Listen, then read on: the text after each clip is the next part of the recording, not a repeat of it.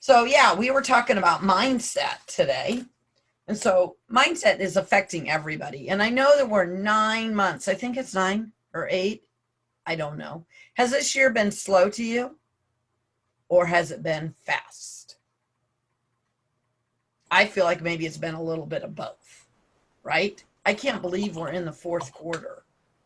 Where has this year even went? What do you It's think? Do you think definitely been fast. it's definitely been fast? Is that what you would say? What would you say, Joan?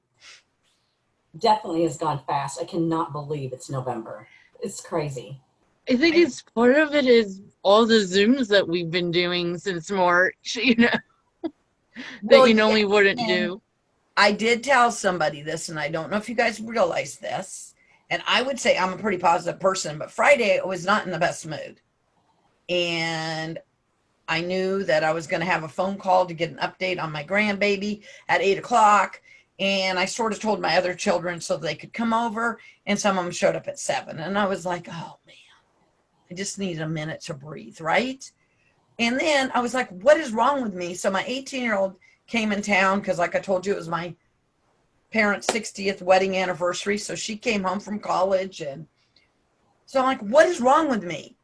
And I realized, do you know there's a Zoom depression that people can get? So being on Zoom is a good thing, but I will tell you that for your mindset, you need to be careful that you don't stay on Zoom or technology, right? It's the technology, right? Too long. So like today is beautiful in Kansas City. I guess it's not in Maryland, but go do a walk, read a book, right? Do something besides just sitting at your desk, being at technology all the time, because it'll mess up your mindset. And even I got a little bit, because my 18-year-old comes home and goes, what is wrong with you, Mom? Well, I don't know. I'm just not. And then after I got thinking about it, I realized how many Zoom calls I had been on last week and how it was finally affecting me. So to be aware of what's going on though with your mindset is so important. I mean, a lot of people are still really, really fearful and have a lot of anxiety. And you know what's tomorrow? Tomorrow's election day. Oh my gosh, we're having an election in the middle of pandemic. If you haven't freaked out enough about the pandemic, do you have something else to freak out about now? Right? And I'm talking, most people are either one sided or the other. And by the way, just FYI, I don't want to talk about politics because we're not going to, but I am going to let you know that we're not only voting for the president of the United States, people, we're voting for so much more. So go vote. I mean, you literally need to vote all the way down to who is in your counties, because it is going to affect your taxes on your house, your property taxes, your schools. You guys, we're voting for our police departments, our schools, our firefighters. Don't want to get on my big thing, but I don't like it when we're in a presidential election and everybody thinks it's all about the president. It's about Congress, about our senators, about so much more. So all I'm going to say is I'm not going to tell you how to vote, but go vote. And I'm talking vote for everyone, because the whole system affects us. And the ballot questions too. Like some people have ballot Oh, yeah, questions I that know. And people overlook that. And I'm not, and again, I understand it's freaking you out. I ran into somebody the other day that said, I have not been educated and don't know how to vote. So I gave them some websites, some ways. I said, you need to go research and don't listen to those stupid political ads, people. I mean, okay, getting on my thing, but go research. And then you need to vote to the best of your ability based on what you know. And then not everybody's a Christian. I'm a Christian, but I believe in then you pray and you let go and you let God. I mean, there's not much we can do with that, right? right, like one of the ballot questions here is sports betting, if to make that legal or not. Yeah. I'm like, no. We already have casinos. Like, we don't need more Casinos in gambling. Missouri. We put casinos in Missouri quite a while ago, and that was I live in Kansas. I don't live in Missouri, but we're neighbors, right? And that was a huge thing that we were voting on. But whatever it is, go vote. And every year we should vote, not just presidential elections. But anyway, freaking out about it though, right?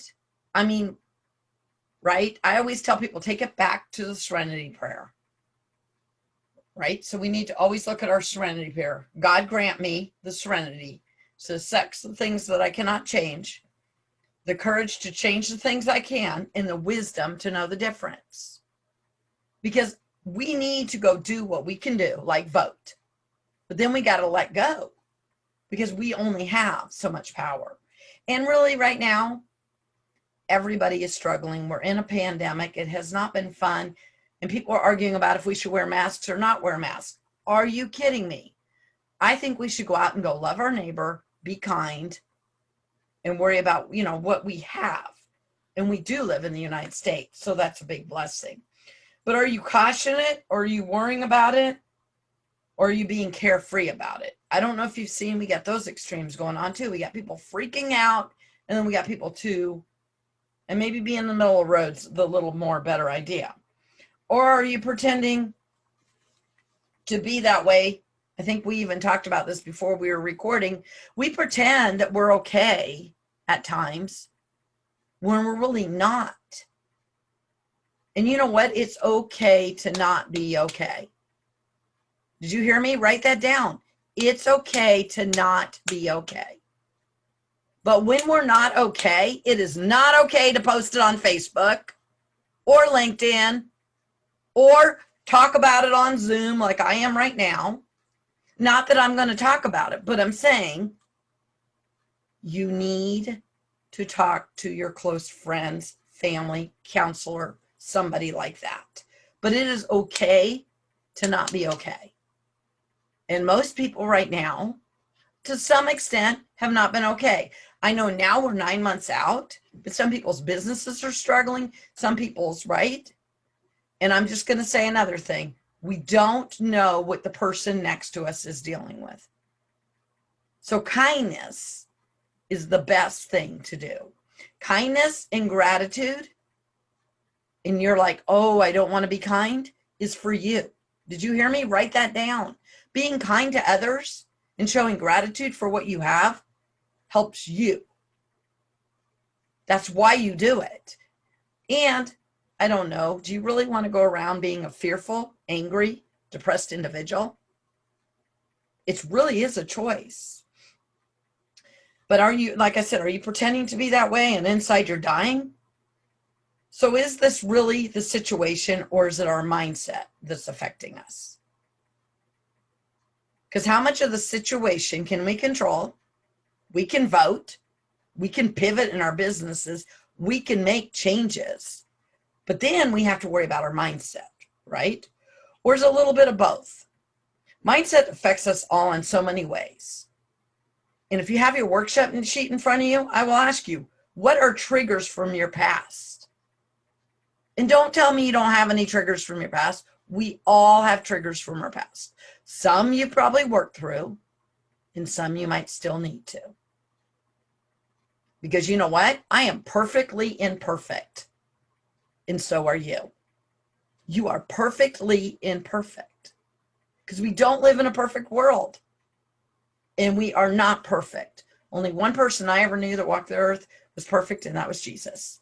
And you're not perfect. You are perfectly imperfect. And if you have triggers from your past, then you need to acknowledge those and realize that maybe if you're in this situation,